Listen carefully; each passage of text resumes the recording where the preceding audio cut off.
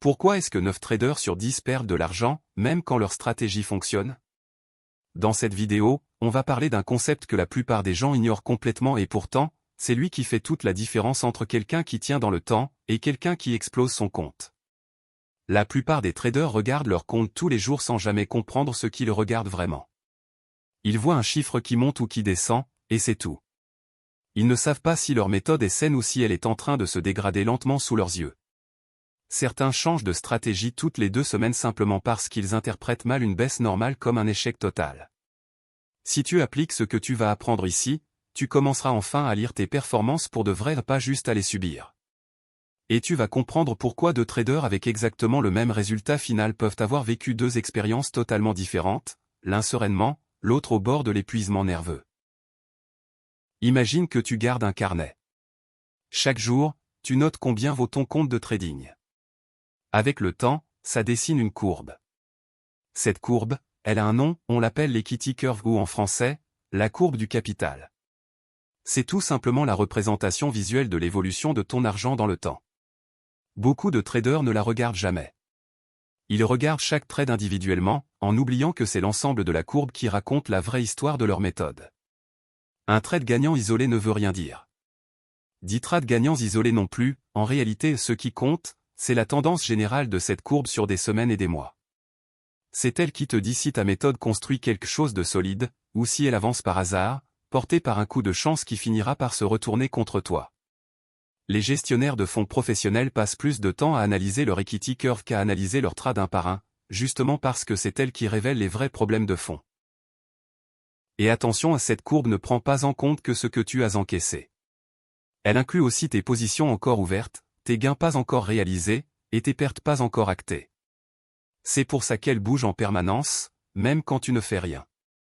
Sur un graphique, en bas tu as le temps soit des jours, soit la succession de tes trades. Et sur le côté, la valeur de ton capital.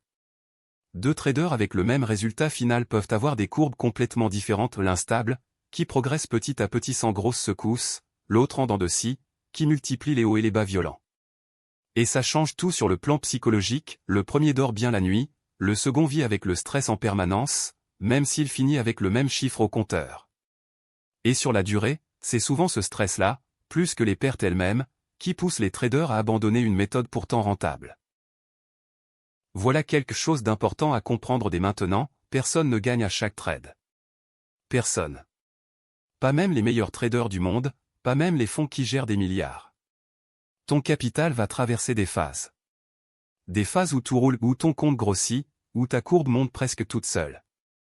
Et des phases où ça recule, où tu enchaînes les pertes, où le marché joue contre toi pendant des jours, parfois des semaines entières. Accepter ça, c'est la première étape, et c'est aussi la plus difficile psychologiquement. Le trader qui croit qu'une bonne méthode élimine les pertes va paniquer à la première série négative, et souvent abandonner une stratégie qui fonctionnait très bien sur le long terme, juste parce qu'il n'avait pas anticipé ce passage obligatoire.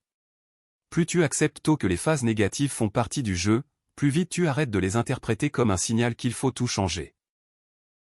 Et c'est là qu'on arrive à une notion clé, le point le plus haut. Imagine que ton compte démarre à 5000 €. Il monte progressivement jusqu'à 7500 €. Ce 7500 €, c'est ton sommet, ton record. On appelle ça le capital maximum ou la TH. Tant que tu fais de nouveaux records, ta courbe avance dans la bonne direction, et c'est exactement ce que tu veux voir. Mais aucun compte ne fait des records en ligne droite, il y a toujours des phases entre 2 sommets, des pauses, des reculs temporaires avant de repartir plus haut. Le but n'est jamais d'éviter ces pauses, c'est de les traverser sans dégâts disproportionnés. Un trader expérimenté ne cherche pas à supprimer les phases de recul, il cherche simplement à les rendre courtes et peu profondes, pour que chaque nouveau sommet arrive un peu plus haut que le précédent. Maintenant, le marché se retourne. Ton compte redescend à 6000 €. Ton record reste à 7500 €, lui, il ne bouge pas, il reste figé comme une marque au mur. Mais entre ce sommet et ta valeur actuelle, il y a un écart. Et cet écart, c'est le drawdown. C'est purement mécanique, tant que tu n'as pas dépassé ton ancien record, tu es en drawdown, même si ton compte progresse à nouveau depuis son point bas. Tu peux gagner de l'argent semaine après semaine et être quand même en drawdown, simplement parce que tu n'as pas encore rattrapé ton précédent sommet. C'est une notion relative, pas absolue, et c'est justement ce qui en fait un indicateur si puissant pour juger l'état réel de ta méthode. Beaucoup de débutants confondent « je gagne de l'argent » avec « je suis sorti du drawdown » et c'est exactement cette confusion qui les pousse à reprendre des risques trop tôt. Le drawdown, c'est la chute. La profondeur de ta baisse par rapport à ton dernier point le plus haut. On l'exprime toujours en pourcentage et c'est là que beaucoup de gens se trompent.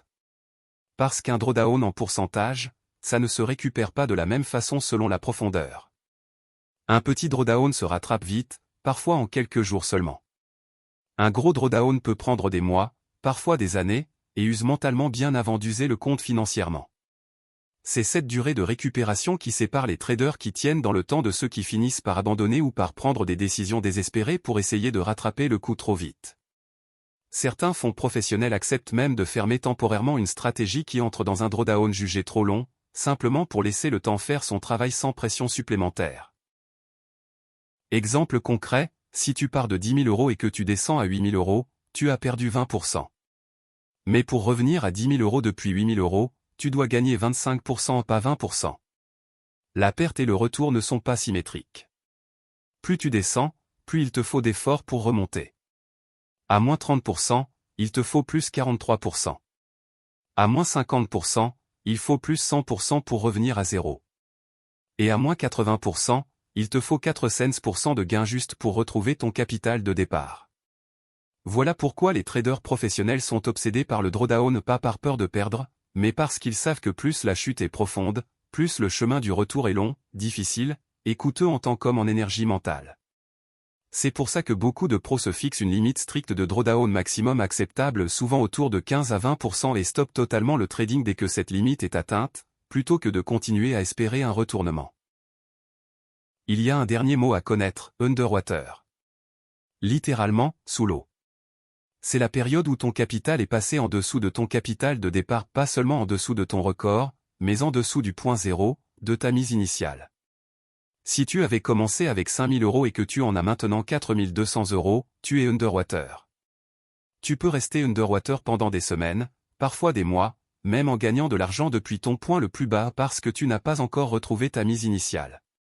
C'est une zone particulière, différente du simple drawdown, parce qu'elle touche directement à l'argent que tu as mis sur la table au départ, pas seulement à un record que tu avais atteint en cours de route. Psychologiquement, perdre une partie de sa mise initiale fait beaucoup plus mal que de perdre une partie d'un gain qu'on n'avait pas encore vraiment intégré comme étant le sien. C'est la zone la plus dangereuse psychologiquement.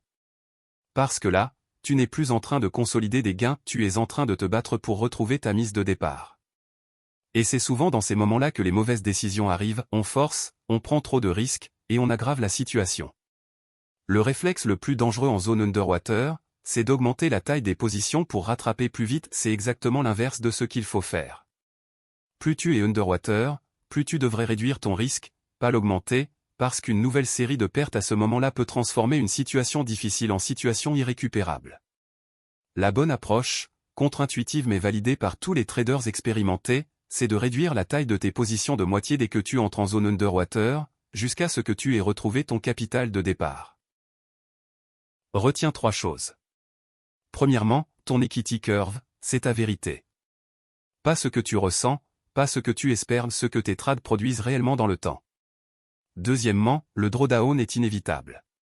Tout le monde en subit, des débutants aux fonds institutionnels. Ce qui distingue un bon trader, c'est sa capacité à le limiter et surtout à ne pas le laisser exploser au-delà de ce qu'il peut supporter. Troisièmement, rester au-dessus de ton capital de départ, c'est la priorité absolue. Avant de chercher à gagner plus, assure-toi de ne pas perdre trop. Mais limiter ton drawdown, ça commence avant le trade, au moment où tu décides combien risquer sur chaque position. Et c'est exactement ce qu'on va voir dans la prochaine vidéo, comment calculer la taille de position qui protège ta courbe sans l'étouffer. Si cette vidéo t'a aidé, abonne-toi à la chaîne. À très vite.